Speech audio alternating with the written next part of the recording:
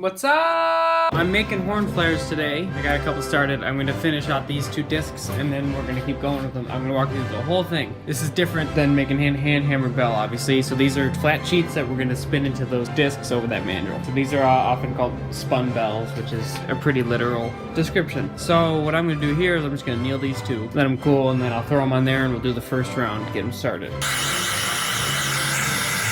That's it. Now we'll go over to the lathe and get them started. Okay, so if I were doing a lot of these, I'd put the tailstock on this lathe, and then you don't have to bolt it, but I'm only doing 5 or so I'm not gonna worry about it. Tailstock's pretty heavy, and I take it off the lathe so I can do full bell manuals. This is just gonna hold it on. And I'm going at about 950 RPM or so. Yeah, I use these for hand hammer bells, for forming the tails down on the lathe so they're smooth. You're just gonna, I want to come in and just tweak that, stiffen the edge, and now I'm missing my fucking thing. Okay. I think the one thing I tell myself not to lose. Aha! There it is. Now I'm gonna sit my spinning tool. Then we're just gonna come in. And we're gonna run the ripple right into that gutter we made with the spinning tool.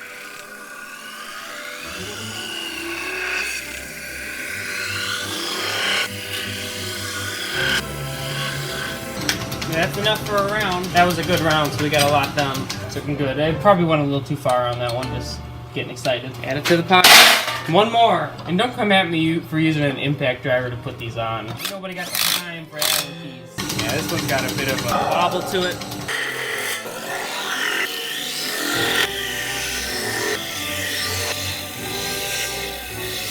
That's it. So you do that over and over, and then we're gonna go anneal until it's laid down, and then you're gonna final spin it with the stick tool.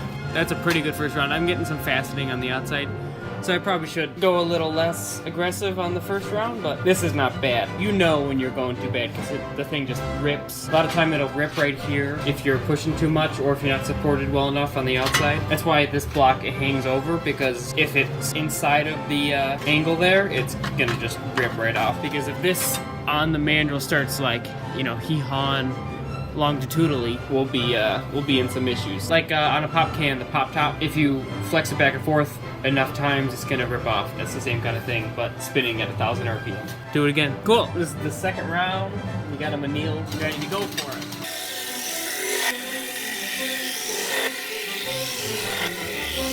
Cool. Probably the most important thing is as you go this way, you feather the pressure out, so you put more pressure here and less pressure as far as you go out. You want to listen to the sound and make sure it's not flapping too much, which this one wasn't. And then you really want to try to get and always put even pressure and get into this gutter. Otherwise, you're going to end up with this section being down and this section being behind it, which is a pain in the ass.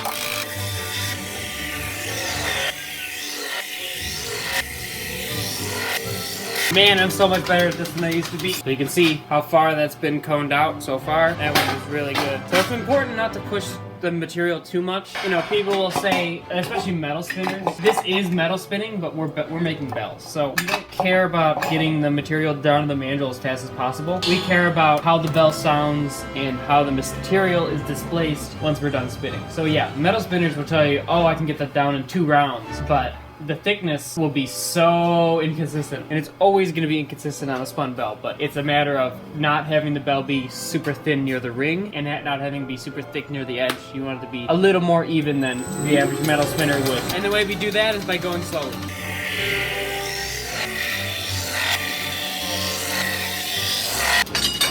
Okay, I'm going to finish out the rest off camera, and then we'll come back after our anneal. Okay, this should be the last round of scissors.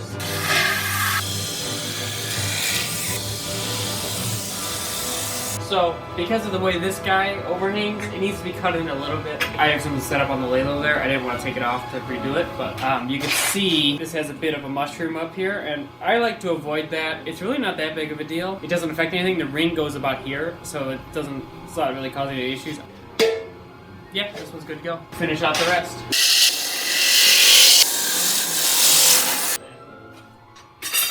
Okay, this one had slight rippling on it.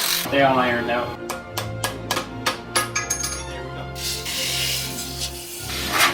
Ooh, that was not good, but okay.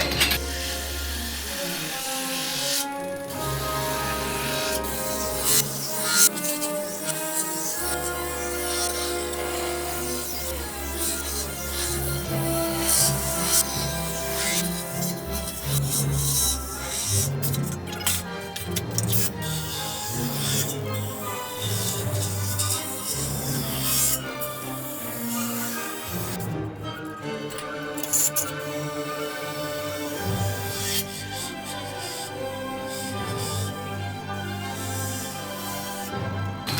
good enough. I'm not as comfortable with the scissors as I am with the traditional tool. That's a good one though. Look how no mushroom on top. Really nice. Only one of them is mushroom. So that's all three. So we gotta anneal those and then we'll do the final spin on them. Got the yolk moved in. We're gonna do a final spin on it.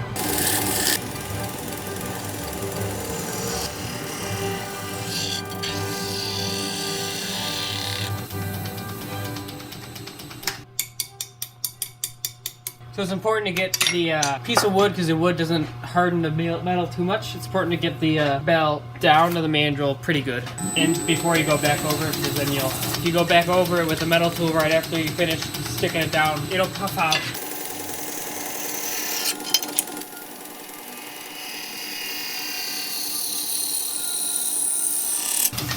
Oh yeah, that's good.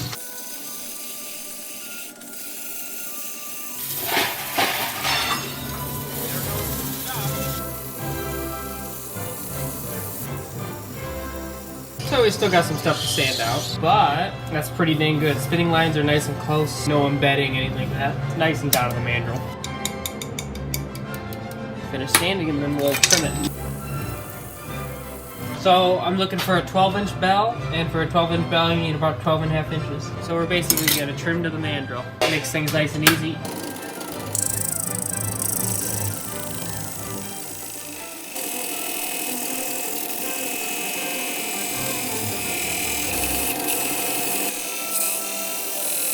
The shoe's coming off, so my tool's kind of dull, so it's pushing an edge over.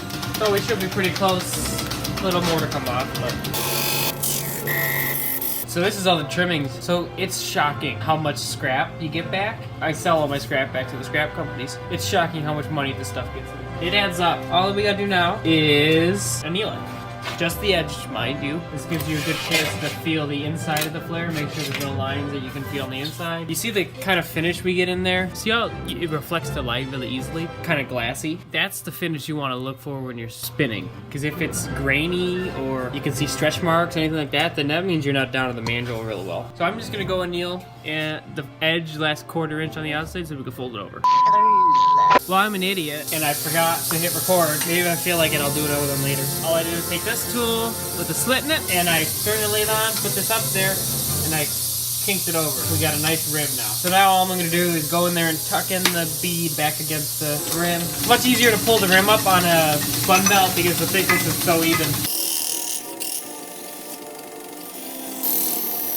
Cool. I like to leave a lot of excess for when I go to pull the bead, just in case something happens. So now we're gonna go back and trim away the rest of the excess.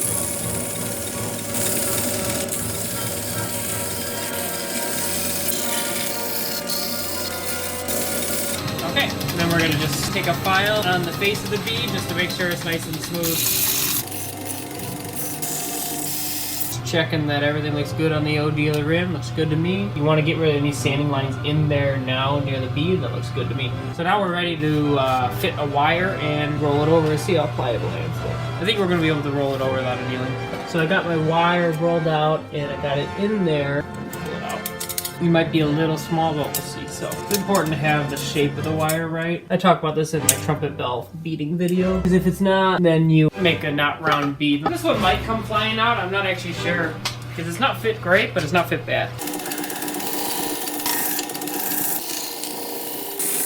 So the wire came together okay. I need to try to tuck it a little bit more. It's going to be a little tricky. It's so close. Colin, just edit this and make it look like I did a really good job, really easily.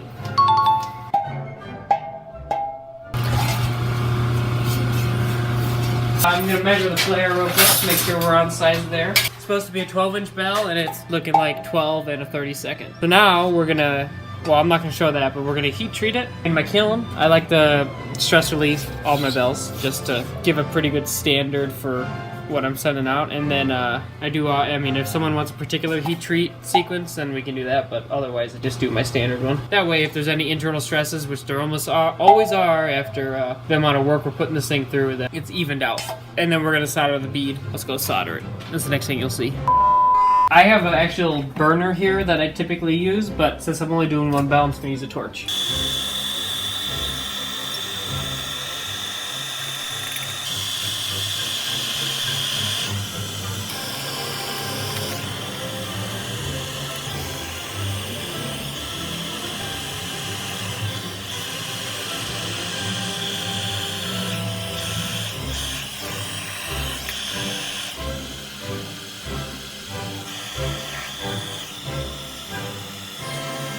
With my burner, it just heats everything up really evenly. It's a little propane burner, which I put a steel plate on. Which is nice because if you saw me just go back over it, I was filling little gaps. Which happened because the torch doesn't heat evenly. The burner heats everything perfect. So now, all we do is scrape and then finish it out. I'll show the scraping and I'll show a little bit of the sanding, but the sanding is just more of the same. But yeah, that's how you make a horn bell. Pretty simple.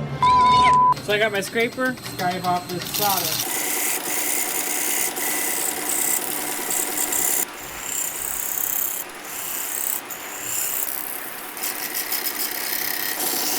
Woo! It's messy. It's coming off a little powdery. I think my scraper might be a little dull. Yeah, there's a good bit more to come off. Scraper's not really the best. I have a nicer one, but I can't find it.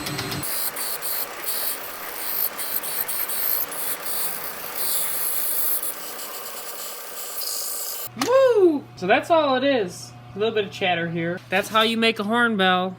It's pretty easy.